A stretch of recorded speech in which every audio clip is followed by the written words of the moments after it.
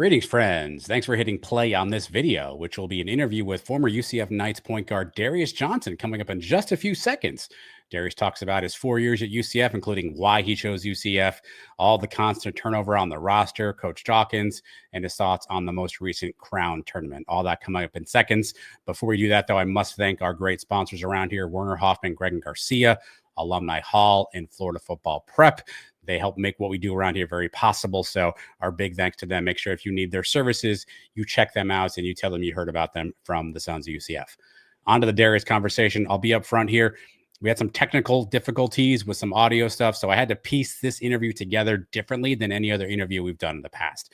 However, I really enjoy the conversation with Darius. I think you will too. So our apologies in advance for this being and looking and feeling a little different, but I do think you will enjoy the content. So without further ado, let's meet and talk some more with Darius Johnson.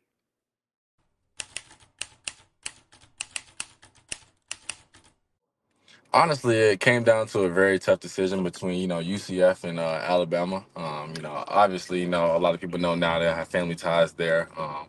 So, I think that played a major role.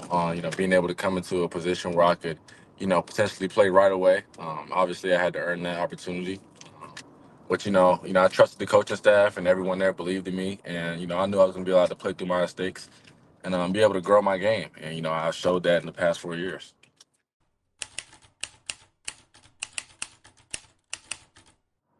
Obviously it's not easy going into an environment like that. Especially being the coach's son. But you got to go in there and compete. Everything is not going to be given to you. Nothing's going to be given to you. Honestly, you got to, guys are going to have a chip on your shoulder. I got to come in there with something to prove. But it's also a good experience because I get to play against older guys. I get to be able to go up against great dudes. Who were also playing at a high collegiate level once before. To be able to, get the wisdom and their knowledge and be a sponge to them. So that was also a great opportunity.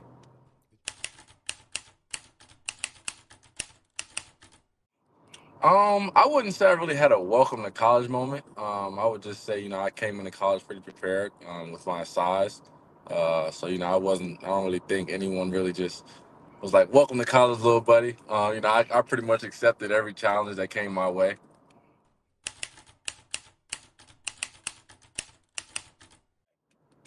The toughest team, probably Miami, especially because we were an in-state rivalry. Yeah.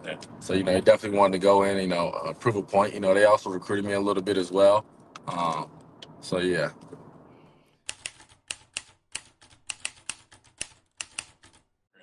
that was literally insane. I think we had some missed free throws at the end of the game.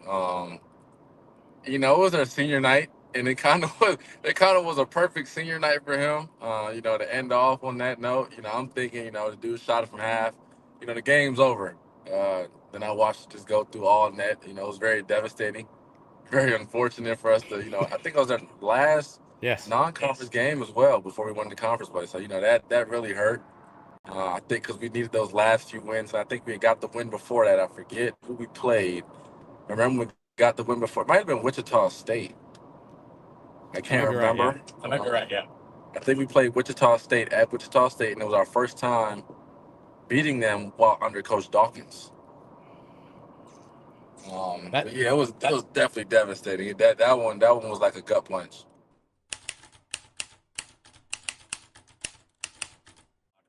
You're definitely down because our coaches always tell us every possession matters, and you go back and look at just whether someone made a mistake or whether me personally I made a mistake, and how that could have changed the whole outcome of the game because we probably lose by what 1 or 2 points. So it's just I think we missed about 2 or 3 free throws down the end of the stretch of the game. So those all those major things those play a role throughout the game.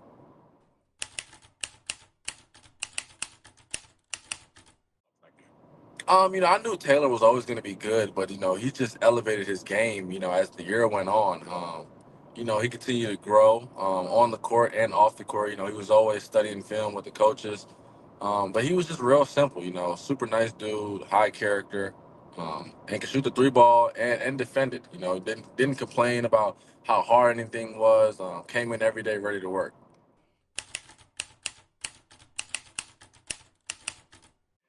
Yeah, it was. I mean, during the preseason, it just watching him every day just come in and be consistent and consistent, you rarely see that, but that's what a pro is, a guy who comes in and take care of the business and shows you why he is a pro, just dominating practice at all different levels of the floor, whether it's defense, protecting the rim or guarding a perimeter guy or just scoring baskets or just making plays.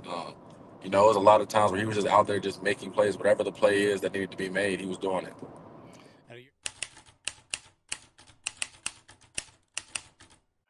That was a super big win. If I'm not mistaken, I think we won by 20 points or plus. So that was a huge win. Considering the fact that not many teams really want to schedule us in a non-conference. So that kind of stinks. We only try to get them, usually in closed door scrimmages.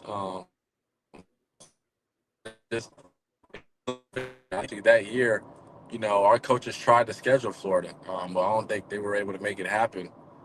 So it come back around where we were able to play them in the postseason.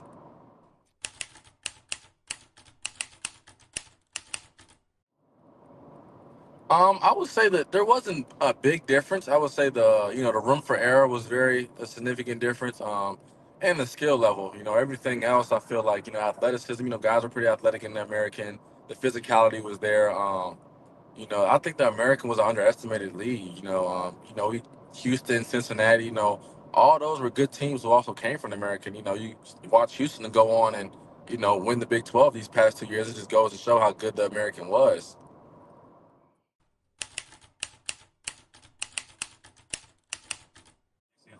Yes, that's probably my biggest and favorite win.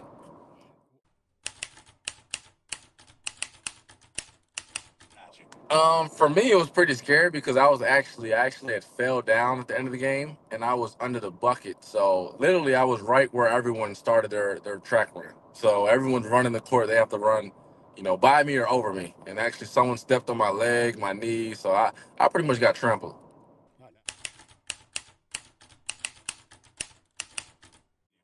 That definitely hurt. Especially being a rivalry. That's a game that you never want to lose, especially at home. In the postseason. But they were a very well coached and a well put together team that year. I want to say I can't. Remember, I think they won their regular season. They did. I can't remember if they won their conference that year as well. But no, they didn't win their conference. They would have been in March Madness. But they were a very well rounded team with a lot of talent around them.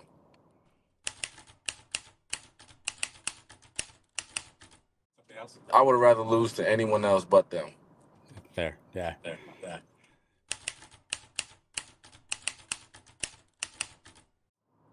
How many individuals? I would say it's north of 30. Way north of 30. Yep. I would probably 47. 40.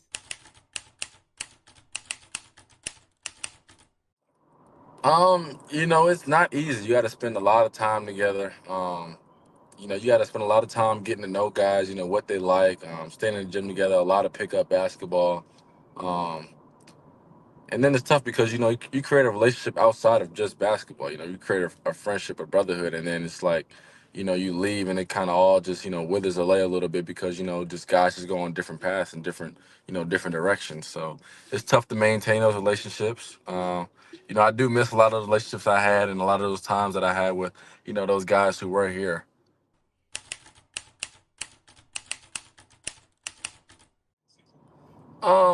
Certain guys you can kind of feel it. Just the aura and the energy around. Some guys just probably look like they don't want to be there. And you can kind of tell. What you really don't want. Sometimes things just don't go everyone's way. Everyone's plan is different.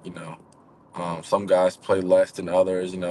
Certain situations. So you can kind of, if you've been around basketball enough, you can kind of tell when a guy's unhappy and looking to go in a different direction.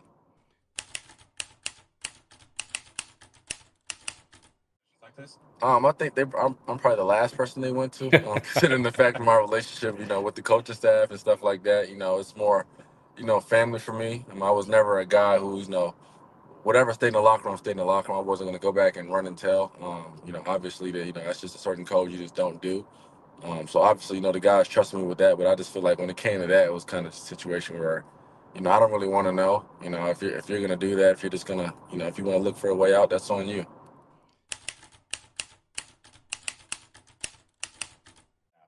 I would say the pros is you get a little more feedback. You know that you have someone that's always in your corner who's never going to give up with you. I would say even with the staff we had, they push everyone to the max. No matter how the kid acted or whatever the case may be. I've never seen them quit on a kid. So I have that aspect. I get to feedback a little bit more. He can tell me um, where I need to do better at on the court, things I need to grow in. But he's also my biggest critic too, along with my biggest cheerleader as well. So I kind of have that two-way streak going on there.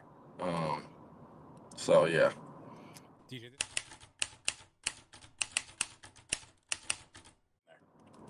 It's just a lot of different things that contributed. This team was so unique, but also so different from our last year's team. It seemed like last year, we had a very great team defensively. I think we were very tough. We were very gritty. Um, and I think offensively, we lacked some pieces. We lacked a little bit of shooting last year, and it seemed like this year, we had all the offense and all the scoring. But we just couldn't quite keep it together and hold on defensively.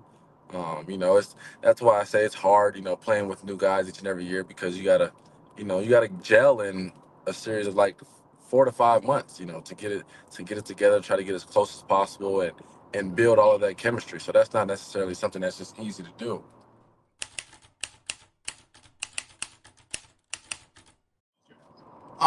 Coach Dawkins is very fiery. He may seem like he's laid back, but he does push his guys. There's moments where he gets upset, that we're not executing or doing things that to the level that he thinks that needs to be done at. So he's gonna get on us. He might cuss us out in the huddle, or he might curse us out in practice, whatever the case may be. But it's definitely two sides. I definitely think he keeps professional in the right moments and at the right times. So he's very. I would say just overall, it's called a 5 and 5. So basically in the off season, if anyone like misses anything or you get in trouble, we have to run 5 miles at 5 a.m. That's probably our worst punishment. oh, Yeah, you got to be on the track by 5.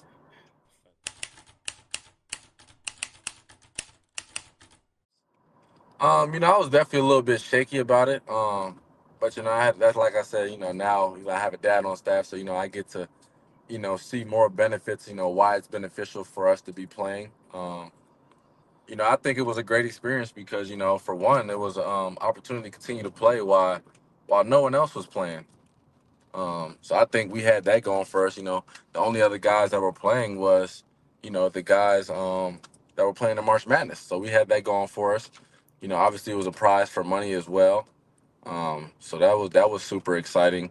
And you had a chance to still be watched by scouts. It's only so much basketball going on and being played. So we had that opportunity as well. If you're still trying to, get your name out there or still trying to prove yourself that you belong, we had that opportunity too.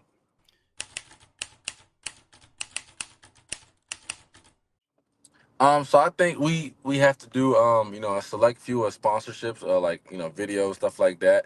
Um, I think they're still working on the payment stuff. They gave us, I think, a range of around May to June. So I think we're still waiting on that. But I do believe that players get play. It is the first year, so yeah. I guess we're all kind of new to this, trying to figure this out.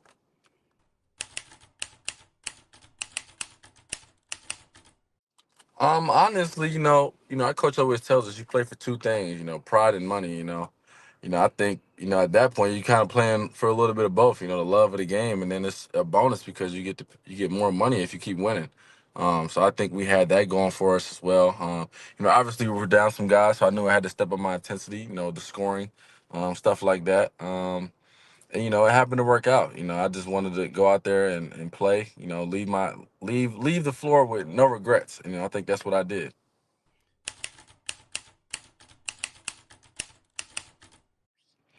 I feel like resources play a part, but in college basketball, at the end of the day, everyone has good players. You got to get a group of guys that are gonna come in and aren't really focused about the money. I think now it's changed the dynamics of the game, because before there was no money involved. So what really is the excuse there? I mean, I feel like you just have to have guys who come in and have the right mindset and the right idea and want to work. From day one, are going to put the work in, going to be coachable, um, and want to win championships. They're going to sacrifice a bit of themselves for the greater good of the team. All right, you played with three guys for 3 seasons. You had three teammates who were your longest tenured teammates. You played for 3 years with them. Can you name the three guys you played 3 years with each? That I played pool. Pooh is correct. Yep, Pooh will work in the crowd. That's correct. Um, that I played 3 years with. Yeah. So they would have had to leave last year. CJ. CJ is correct. Yep, CJ Walker is correct. One more. I don't know. Who's the Tyler third one? Hendricks. Tyler Hendricks. Ah, that's who it is. Tyler, the twin. How could I forget about him? All right, man. I know you're walking in someplace, so I'll let you go with this last one, man. What does it mean to you to be a UCF Knight? Oh man, it means everything. To be at a school, where you're loved, and accepted, to stay at a school for, all 4 years, I think that I'm valued here. I think that I'm respected as well. UCF is a wonderful university, and I'm blessed to be a part of it. I'm blessed. I'm honestly, I'm happy I made my decision to come here, but I wouldn't change it for the world. All right, I lied. One more. What's next for you? What's next for you as you prepare for the draft, or whatever? Kind of what are your plans? What are you working on right now?